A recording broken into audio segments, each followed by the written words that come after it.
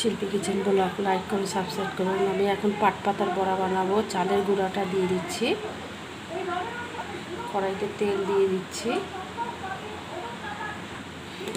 নুন দিয়ে দিচ্ছি পরিমাণ মতন, একটুখানি লঙ্কার গুঁড়া দিয়ে দিচ্ছি, একটু জিরার গুঁড়া দিয়ে দিচ্ছি, একটু হলুদের গুঁড়া দিয়ে দিচ্ছি, জল দিয়ে গুলে নেব।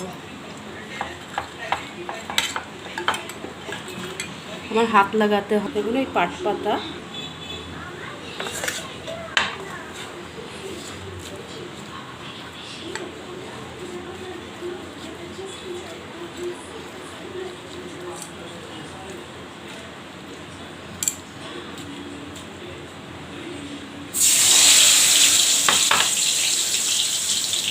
দেখুন আমার বদ্দি চলে এসছে, একদিন থাকবে।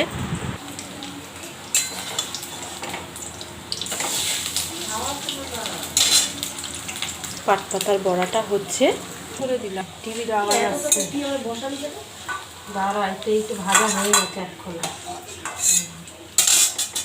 ওই দেখুন আমার বদ্দি এসছে, ভাত খাওয়া হবে, বড়া হচ্ছে, ভাতটা খাবে সব বাড়বো। এই যে রয়েছে পাট পাতার বড়া হয়ে গেছে দেখুন।